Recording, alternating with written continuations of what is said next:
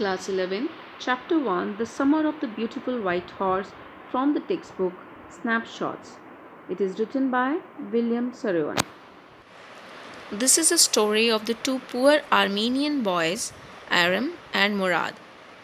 Armenians are the people who are the natives of Armenian highlands of Western Asia. Armenians constitute the main population of Armenia, existing today in Russia, US, France, Iran, Germany, etc. And these boys belong to a particular tribe known as Garaglanian tribe, which is known for its honesty and trust. This story is narrated by 9-year-old Aram Garaglanian, a member of an Armenian community living among the lush fruit orchards and vineyards of California. This is the setting of the story. The main characters of the story are Aram. He is a 9-year-old Armenian boy belonging to Garaglanian tribe. Murad. He is Aram's cousin and he is 13 years old. Uncle Khosrow. He is Aram's uncle. He is a crazy person.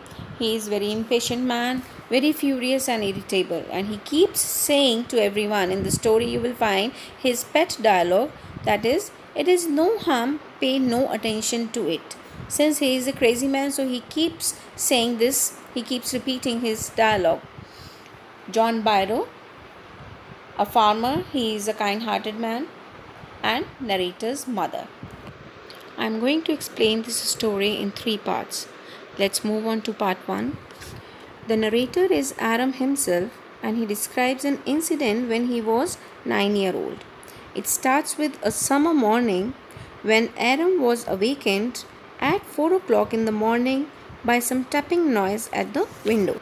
He jumped out of his bed and looked out of the window, and he was astonished to see his cousin Murad sitting on a beautiful white horse.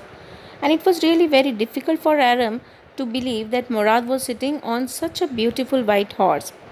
Aram describes about Murad that he was the craziest member of the family, and he was also considered to be demented by everyone. Demented means the one who behaves in a very irrational way. Aram knew that they belonged to a community which was poverty stricken, and it was not possible for them to afford such a beautiful white horse. However, their family, even at times of extreme poverty, nothing could match the importance of honesty for them. So it was unthinkable that Murad would have stolen that horse. For these boys, it was their deep desire or a longing to ride such a beautiful horse. It was like a dream for them. And that summer morning, the dream came true when Murad arrived sitting on a beautiful white horse. So Aram finally asked Murad if he had stolen that horse, and in reply, Murad asked him to join him for a ride, because Murad knew that Aram would surely love to ride that beautiful horse. Now Aram got a hint that Murad had stolen that horse. But Murad answered so innocently. He said, stealing a horse for a ride is not the same thing as stealing something else. In fact, Murad tried to convince Aram by saying that it would not become stealing until they offered to sell the horse. Now Aram put on his clothes and jumped down to the yard and sat behind Murad on the horse.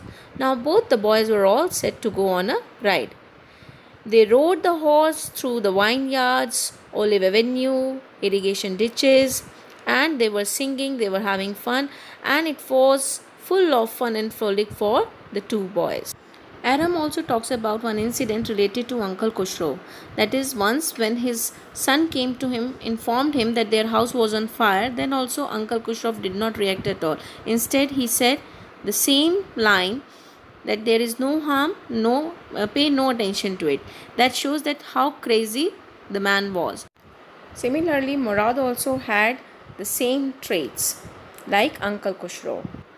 Aram requested Murad to let him ride the horse alone, and as soon as he sat on the horse started running fast on the road, and very soon Aram fell off the horse. The boys kept the horse for 2 weeks, enjoying its ride in cool air and singing to their heart's content on the country roads.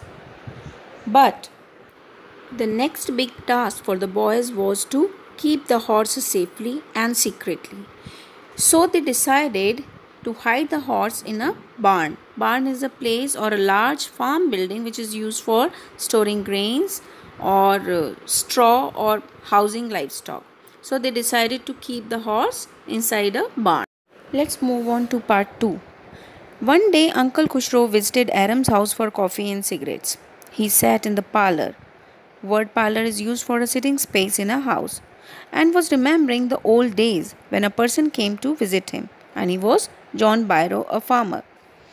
While sipping coffee, John Byrow told them about his missing white horse, and he was not able to find his horse. To this, Uncle Khushro roared again and said, "It is no harm. Pay no attention to it." He also shouted, "Why was John crying over his lost horse?" To this, Byron replied that without his horse, his country was of no good. After that, John Byrow got up and went away, slamming the doors.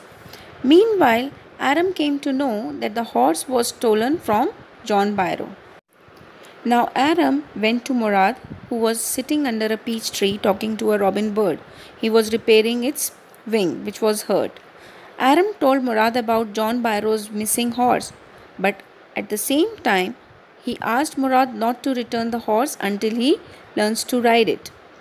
Murad told Aram that it would take him a whole year to learn to ride a horse, but finally, both of them decided to keep it for at least 6 months. They planned not to return it to him so soon, although it pricked the conscience that they stole it, which was completely against their ethics and tribal norms. For the next 2 weeks, the boys would take the horse out of the barn and ride it, and Aram hoped that one day he would learn to ride the horse just like his cousin Murad. Part 3. One day on the way to the deserted vineyard to hide the horse again, the boys met John Byrow, who was on his way to the town. Murad insisted on talking to him as he was good at dealing with the farmers. Murad wished him good morning, and Byrow saw the horse very carefully. Byrow wished them back and asked the name of the horse. Murad said, "My heart," in Armenian language. Byrow complimented that it was a lovely name for a lovely horse. He asked if he could look into his mouth, and after looking from tooth to tooth, he was just amazed at the resemblance and said, "I would swear it was my horse if I did not know your parents." He stated that the horse was a twin of his horse. He wished them and went off. Such was the boy's family, famous for their honesty, that the thought of the horse being stolen by the boys never crossed John's mind. After that, the boys realized their mistake and suffered from the pangs of guilt. This moving experience led the boys towards John Byrow's vineyard the next morning. They left the horse very quietly in the barn after patting it affectionately and then went away. Later that day in the afternoon, John was very happy to see his horse back, and he was very pleased to see the condition of his horse because his horse was stronger than ever and in a good shape. He also shared the news of the return of his horse with Aram's mother. And this is how the story ends, with Uncle Khushrov's signature line, "Quiet man, quiet. Pay no attention to it." So it has a happy ending, and the moral of the story is it teaches us the importance and necessity of honesty even in the face of greed and passion. To sum up, we can say the innocence of the children is depicted through the story. It was the natural urge of the children for fun and adventure that forced them to keep that beautiful white horse.